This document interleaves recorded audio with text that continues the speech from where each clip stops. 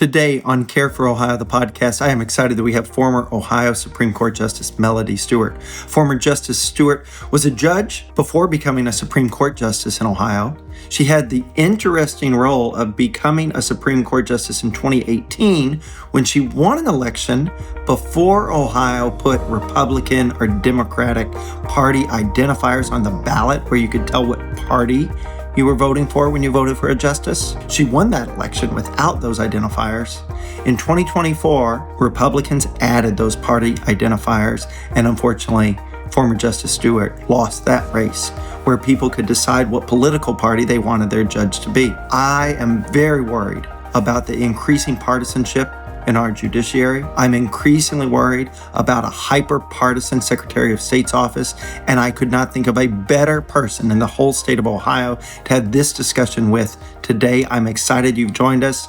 I hope you enjoy the discussion with former Justice Stewart as much as I did. Welcome to another edition of Care for Ohio, the podcast. Today, we are so excited to be with Melody Stewart. Melody is on the Cuyahoga County Board of Elections, and she's a former justice of the Ohio Supreme Court. Melody, thanks for taking the time. Thank you for having me. Well, yeah, I want to start with what drove you into public service in the first place? That's an interesting question because I never thought about public service until, of course, I did.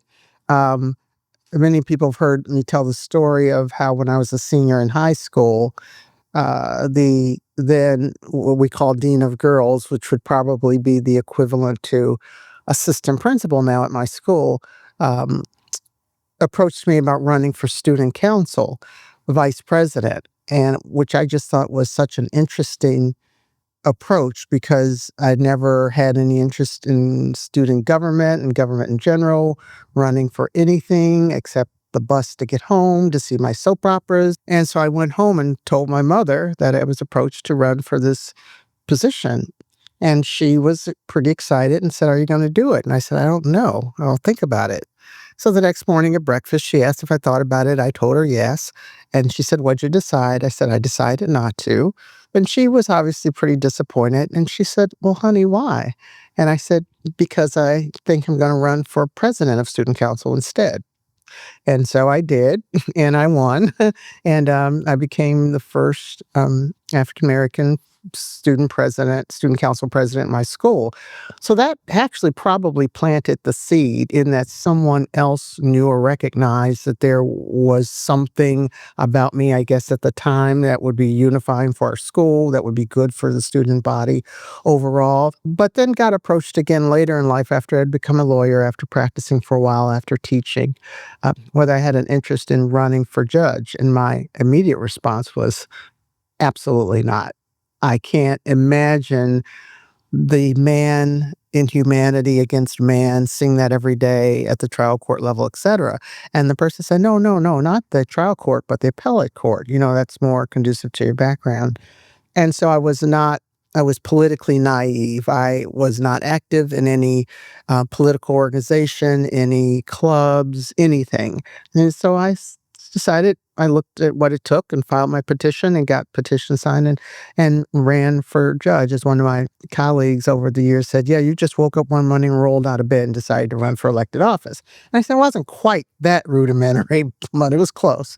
And so I was not successful. My first run for the appellate court in 2000, but I wasn't going to run against somebody just because the incumbent was of the opposite political party or someone was disliked. So I always waited for open seats. And then in 2006, there wasn't an open seat, but there was a glimmer that there might be an open seat and that the incumbent was rumored not to run. And then when we saw that his former law clerk filed in the primary to run against him, that kind of sent a red flag that he's likely not going to run for the seat. And so I was successful in 2006. So I know that's kind of a long-winded answer, but it was at that time in serving on the Court of Appeals that I realized if you're truly interested in in public service and in its purest form. I mean, not that the salary wasn't a good enough salary for me to live off of, but to do the work of that particular office that affects so many lives and that lends a voice to the voiceless in so many communities was a very important thing. You mentioned something there I want to tease out a little bit. Running against someone just because they were of the opposite political party wasn't something you were interested in doing. During your time on the Supreme Court of Ohio, they changed the rules on how people appeared on the ballot.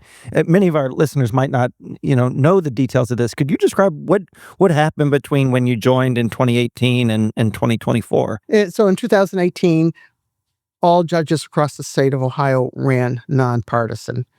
But in 2018, Mike Donnelly, another Democrat, and I won seats on the Supreme Court. And at the time, the Supreme Court was 7-0 all Republican Supreme Court. So Mike Donnelly and I won, broke that stranglehold on the Supreme Court, and it became 5-2. And then in 2020, Jennifer Brunner ran for the Supreme Court, and she got on. So then the court became 4-3. The Republican members of the General Assembly felt like, well, we've got to do something to change that. So they changed the law and they proposed legislation to put party affiliation on the ballot for judges because all judges ran nonpartisan, quite frankly, as I think they should. Nobody wants to be before a judge and say, I wonder if that judge is a Republican or a Democrat. You want justice to be meted out fairly and equally. And so when that happened, it's rumored that a lot of judges, Republican judges in Democratic counties said, no, don't do that. We'll never get elected, in our local seats. And so the General Assembly in their wisdom said, well, maybe people don't want to know who the political party of all their judges, just Supreme Court and Court of Appeals judges. Now, there are 7 justices on the Ohio Supreme Court. 2 run every other year, the Chief Justice every 6 years. There are 69 appellate court judges across the state, and about a quarter of them or third of them run every other year.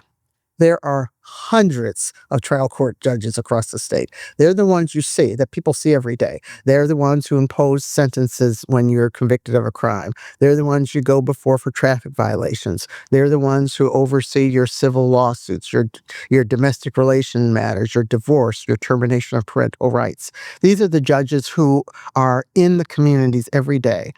But the General Assembly didn't think people want to know whether they're Republican or Democrat. So trial court judges do not have party affiliation on the ballot, but appellate court judges and Supreme Court judges do as of starting with the 2022 election.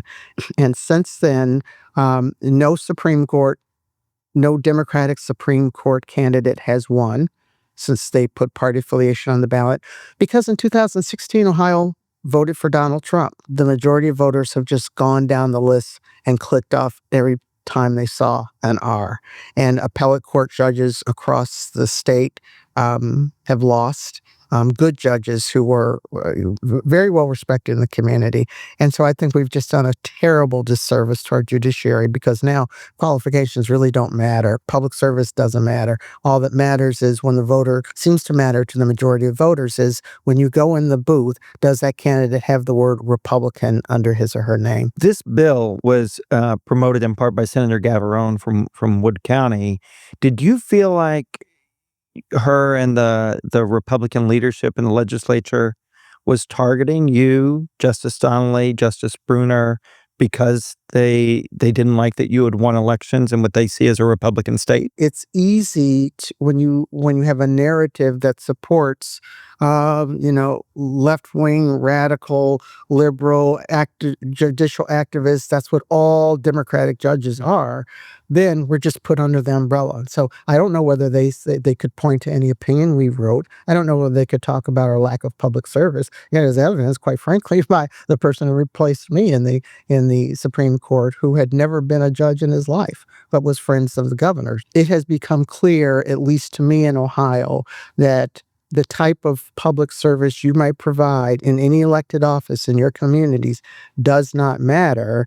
all that matters is that they keep well entrenched, and I think they'd be ecstatic if they controlled every elected seat in the state of Ohio. One of the ways the Republican Party in Ohio has consolidated power is through the use of districting and gerrymandering districts to benefit their own political objectives. When you were on the Supreme Court, you heard appeals against the maps that the Republican legislature had come up with. Could you describe what brought our district maps to your court, and what did you make of that case, and what happened with it? Those were the darkest days during my tenure on the House Supreme Court, because the maps were drawn by the redistricting commission, that is comprised of the governor, the secretary of state, I believe the auditor, the president, the majority leader in both the House and the Senate, and the minority leaders. And so that of course was out of a 7-member panel. I believe it was 5-2, one party which controlled. So in 2018, of course, the voters in Ohio, majority of voters, adopted a constitutional amendment that didn't allow for partisan drawing of maps. At least so that's what they thought. However, when that got challenged and came to the Ohio Supreme Court on that constitutional challenge, a decision at the time was 4-3 that the maps were drawn were unconstitutional. I happen to be the author of the first opinion of those, what we deemed unconstitutionally drawn maps. And that was during a time in 2021, 2022, where we had to work on the cases immediately because the maps had to be drawn, elections had happened. And so I remember having my family in the house, my relatives from in town for the Christmas holiday, and having dinner with them and going into my office and working on this opinion. It was all hands on deck. And the vitriol and the disagreement that happened, I think, amongst us was the worst I've ever seen on the Supreme Court. When people cited, of course, the media billed it as, centrist Maureen O'Connor, who later got terribly vilified by her party. Take her picture down from the headquarters, call her a rhino, Republican in name only, just horrible things about her. I mean, and her retort, of course, was, "I've been called worse by better." Saying that she sided with the Democrats. Well, if you look back at when maps were challenged before, the court had any Democrats on it, or maybe one or two, her rulings were the same. So she didn't join the Democrats in anything. It was her evaluation and ours. And I would have said my decision would have been absolutely the same if the roles were reversed. If the Democrats had done that, would have decided the same thing. And because that was our job to do. And we had no political, at least speaking for myself, no political agenda. Unless there are elected officials, Democrat or Republican, in office who truly care about the people having a say in their government, and that has representation and doing public service on behalf of the communities they serve, as opposed to political agendas, we'll never have a strong democracy, at least I think in Ohio. Did it feel like stalling? Did it feel like stall tactics in 2022 as they were kicking the can closer and closer to the election and a deadline to get maps out? Absolutely. There was an understanding, in my opinion, that those people making those decisions had, that surpassed anything we could do as the Supreme Court. I mean, we don't have the power of the purse. We don't have the power of the sword. We can't the court can't lock it. People said they would hold them in contempt. So who do you hold in contempt? The whole commission? Because there's 7 of them, and 2 of them didn't vote for the maps. Do they go to jail too? Do you put the ones in jail who just voted for it? So is that the governor, the secretary of state, the auditor, the president of the Senate? It was essentially, it really exposed how many decisions they can make in derogation of the law without any consequences. Sometimes when I'm at house parties traveling around the state, I'll get a question, and we got it yesterday in Cleveland. doesn't everyone gerrymander? Doesn't every state do this if they have the power? When you were evaluating our maps versus the Ohio Constitution, is that something you considered? And do you think everyone just does this? No, I had no idea what other states do. I mean, the whole redistricting and redrawing of maps going on in Texas, and then the response ones in California, and then the state of Indiana who just voted not to. I mean, all that is just, it's anathema to me. I mean, absolutely not. I wasn't that familiar with gerrymandering as it exists nationally across the country. So no, there was no consideration about what other states did. What we considered is what the Constitution said and what the Redistricting Commission did, and that's all. When you referenced Indiana there, we're having this discussion the day after 21 Republican state senators in Indiana rebuffed the Trump administration's request to further gerrymander Indiana. Boy, that's really interesting. It's a breath of fresh air. It's, and I applaud those members of their legislature, because to me, they're saying to the people of the state of Indiana, we want our state to be the best that it can be. And that means they're going to be good Republican elected officials and good elected officials who are Democrat. And some elected officials, maybe who are even nonpartisan, who are independent, or who at least are not affiliated with either of the two major political parties. And I think people are getting tired of the politics. It is a waste of money. It is a waste of talent. It is a waste of resources. And until we can look at, and I understand we have different ideologies about a lot of things. I saw an interview recently on 60 Minutes with the governor of, I believe it's Utah, where the shooting of Charlie Kirk happened. And that governor, he's a breath of fresh air. He is a conservative Republican through and through, but he recognizes that there are times when he's got to compromise at least what his ideology is for the sake of his people and the people of the state, the people that he serves. And he recognizes that in order to get things done, you need bipartisan efforts. He recognizes that not everybody in his state thinks like him. He recognizes that not all elected officials think like he thinks. And it's just getting the job done so that he can have the best state that he can possibly have. And he admitted someone like him would never, ever be elected to national government based on the fact that his party now is all about power and control. And for me, there's Democratic examples of it. Michigan has an independent redistricting commission. If you look at their maps, they look like they make sense. If you look at Ohio's maps, my city, Cincinnati, there's a big V cut out of the middle of it because that's the only way to make Cincinnati and Hamilton County a competitive congressional district. So we have areas like Lincoln Heights, which are in Cincinnati itself, 90% plus African-American community, and they're represented by a rural Republican who represents farming areas northwest of Dayton for most of his district. I mean, just maps that don't make logical sense. Well, and here's the thing, and I say to that, so they are what they are, and if that representative does not serve his entire district, he should be voted out somehow. Now, people say, well, he won't be voted out because he's going to cater to the people who are primarily drawn in this district to make this district majority. Well, then the people who are not represented need to be louder. And, again, it's not saying that you can have a largely Democratic community that has a Republican representative who won't do a good job.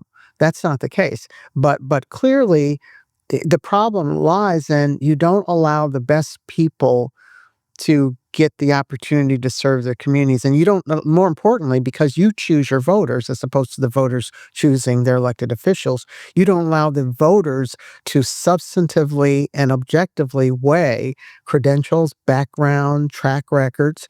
You don't at all, because you simply make it a political party thing. And you say, these are our candidates. You don't want you sling mud. And again, both sides do it. In our state, one side seems to do it more often, but you don't let the voter evaluate their credentials. I bet if you take so many elected officials in this state and put their credentials up against their opponents without any political affiliation on it, it'd be interesting to see how people voted. It's a great point. And, leaving partisan politics aside for a second, uh, we live in a time when a lot of people, especially in my generation, have given up on democracy as an essential way to govern ourselves. And so if you see national surveys by age, people who are 40 and under, to a great degree, have started to question whether it's really essential to live in a democracy to govern ourselves. Do you think it's essential to live in a democracy? And if so, why? I've talked to a lot of disenfranchised people or people who just don't see their place in the process, who don't think their votes matter, and who have not been given who will say to I've heard say to elected officials, we only see you during election times. The court, for instance, the Supreme Court and the appellate courts, they're open to the public. And the trial courts too, most of them, the general divisions. There's some, in juvenile and domestic that are not open to the public. But you can always evaluate a person. You can go and show up and hear an oral argument at any time and see how that judge interacts with people. But people don't see government at work that much. And I think our media, those who even pay attention to it, we hear about the infighting, we hear about the budget deficits, we hear about the lack of getting work done. I mean, we had a United States Congress that was out, I don't know how many weeks, and who were getting paid for doing nothing. I mean, how many of us would if would want? And some people would say, "Oh, I would never want that. I wouldn't do that." But you can't go to work unless you're called in to do the job, and that just shouldn't be allowed to happen. And we as voters should vote people out of office. Democrat, Republican, Latino, African American, white, Caucasian, Asian, people should be absolutely voted out of office who don't do their job. And that's the only way I think people can hold all of our elected officials accountable, because there are people who want to do the job and who are willing to do the job. Well, one of the things, in that vein that we try to talk a lot about running for Secretary of State is that, government is a place where we should do together what we can't do alone. I mean, we're sitting right now in the Sterling branch of the Cleveland Public Library. Public libraries are a great example of this. We also talk a lot about public parks as something that very few people could do alone, that we do together, and we do it really well in Ohio. You have traveled this state a lot in your campaigns. Do you have a favorite park in the state of Ohio? Every park that I've ever been to in the state of Ohio are all of those parks are my favorite ones, because parks, I love them in general. As long as they're clean, well kept, and are functional for that community. So functional meaning the picnic areas, if there are a lot of kids in the community, swing sets, preferably a stream, a creek, river, water running through them. But I've been to so many. I think I've been to all of our state parks, and then we have the metro parks here in Cuyahoga County, which are beautiful. I've even got local parks, in my area. So really, I can't really pick one. It depends on what you're going for. Yeah. If it's going for a conference or something, clearly our state parks, Mohican and Maumee, are great.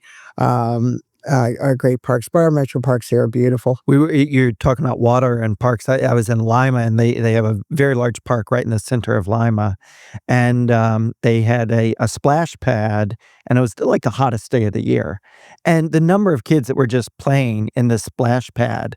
And I went over and started talking to people. Mayor Berger was hosting a thing for us, and we had an hour to spend in the park, and 3 different people mentioned that Lima was about to open a public swimming pool, and they hadn't had a public swimming pool in many years. And these were separate conversations with families around a splash pad in a public park. And a month later, they were about to open a public swimming pool. And there was like an energy and a positivity about it. And I don't know what any of those folks thought about democracy as a way to govern themselves. But boy, I think when they took the kids to that public pool when it opened a month later, they thought, well, something's working here. Like I couldn't have bought this pool, but now the kids can go to the pool.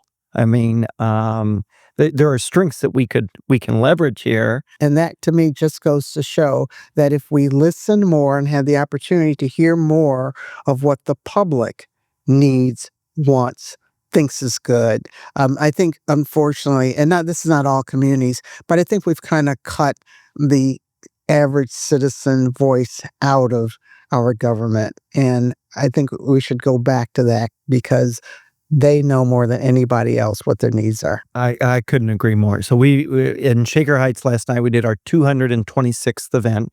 Most of these have been house parties or like meet and greets at local Democratic clubs. And I did one in Hardin County, so a rural agricultural county. And we've been trying to start with a question. And the question in Hardin County was, what's a forgotten issue in Hardin County? And, 15 people in this rural community, 12 of them said either public schools or economic opportunities for young people so they don't have to leave town as soon as they graduate. And as we were driving out of town in Hardin County, we drove by the public elementary school. And the sheet metal on the roof was literally lifting up in the wind, falling apart. Hardin County does not have a K through 12 private school. Vouchers don't help anybody, Republican kid, Democratic kid in Hardin County. And we're defunding public schools in Hardin County to send money just bluntly to wealthy kids in the cities and the suburbs. So I don't understand how that can be allowed to what is their state rep, their state senator doing about that, if anything? I checked on the way back to Cincinnati that day. Both the state rep and the state senator had supported these budgets that have been defunding their public schools. I've got a theory I'll share with you if that's all right. That's fine. No kid in those communities is helped by this public education funding policy shunting money to private schools. But I think that state rep or that state senator, when they look in the mirror, they think they're looking at the next Republican governor of Ohio. And the only thing that can torpedo that ambition is if they step out of line from the power brokers who are drawing those maps. Because the next time the maps come out, if they're stepping out of line, they're going to find themselves drawn out of their district. And that if they support public schools or public hospitals in their communities, that they'll be stepping out of line in a way that is not welcome in the Republican Party right now. Our theme has been care for Ohio and trying to care better for our democracy. And that can mean a lot of different things to different people. But I'm curious, you're on the Board of Elections. What do you think better care for our democracy in Ohio should look like? I think it just goes back to what we've been talking about all along, listening to what people are saying about their communities, listening to what needs are, and having that as the first, top, and only concern and priority. Not keeping your job. We're all expendable in our jobs, whether we want to believe it or not. As soon as you leave a position, there is somebody else who can do that job. And, when we talk about our General Assembly, who controls the money in the state, you can be a representative or senator for a district in this particular county, but your decisions affect the entire state. And so if we want our state to be a good state, we want to have opportunities for young people coming out of school, we need to be more creative and innovative. And of course, with technology and artificial intelligence coming about, we need to holistically look at this big picture as opposed to how do I promote my political agenda for the future. And there are too many senators and state reps for all of them to have aspirations of being an executive. So different thoughts. That is a great sentiment to end on, listening to people in Ohio, listening to our communities. Melody Stewart, thank you so much for joining us. You're welcome. Thanks for having me. Thank you for joining that discussion. When I think back to the discussion former Justice Stewart and I just had, what really impacts me is that after being a Supreme Court Justice in Ohio, former Justice Melody Stewart has now signed up to be on the Cuyahoga County Board of Elections. A former Ohio Supreme Court Justice doing that work to protect our elections, to make sure they're administered fairly, to make sure that we have well-run elections in Cuyahoga County. What commitment to our democracy Melody Stewart has shown. How excited am I if I become Secretary of State to get to work with Board of Elections officials across our state like former Justice Melody Stewart. It is something that gives me a lot of confidence in our democracy and passion to work with folks who care so much about making sure that Ohio's democracy is safe moving forward. I hope you enjoyed this discussion, and you'll hopefully join us next time.